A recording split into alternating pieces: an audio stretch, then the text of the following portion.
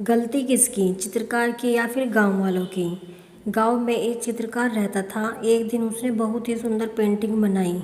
उस चित्रकार को खुद की पेंटिंग बहुत पसंद आई। उसको अपनी पेंटिंग में कोई भी कमी नज़र नहीं आ रही थी। उसने सोचा कि मैं ये पेंटिंग लोगों को दिखाऊंगा। अपनी पेंटिंग गांव के लोगों को दिखाने के लिए उसने गांव के बीचों बीच अपनी पेंटिंग लटका दी।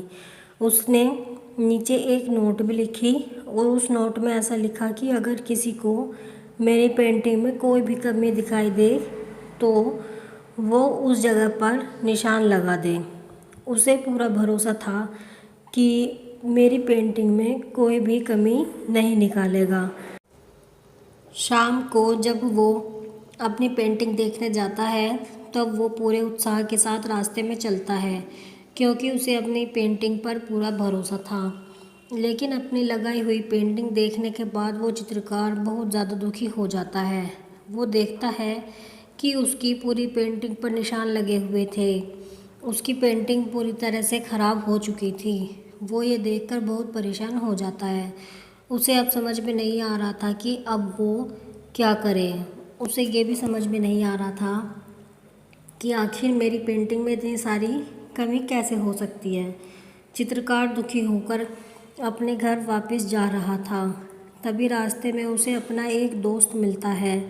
वो उसे दुखी देखकर उससे दुखी होने का कारण पूछता है। चित्रकार ने अपने दोस्त को ये सारी बात बताई। चित्रकार की बातें सुनकर उसका दोस्त ज़ोर ज़ोर से हंसने लगा और उसने कहा कि ये तो बहुत ही छोटी समस्या है। इतनी छोटी बात पे तुम इतना दुखी क्यों हो रहे हो। चित्रकार ने कहा, अब तुम ही मुझे बताओ कि मैं क्या करूं।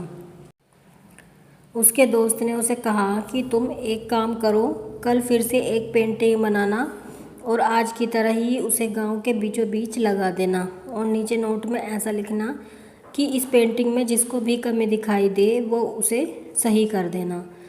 उस पेंटर ने अगले दिन ऐसा ही किया। शाम को जब उसने अपनी पेंटिंग देखी तो वो हक्का बक्का रह गया। उसने देखा कि मेरी पेंटिंग मैंने जैसे पेंट की थी वैसी ही है, किसी ने भी उसमें कोई बदलाव नहीं किए हैं।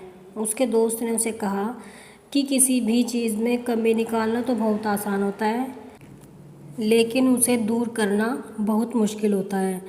जब तुमने पहले पेंटिंग गांव के लोगों को दिखाई थी तब उसमें सभी को कमी नज़र आ रही थी, लेकिन जैसे ही तुमने अपनी कमी दूर करने की बात की तब तुम्हारी पेंटिंग में किसी को भी कमी नहीं दिखी।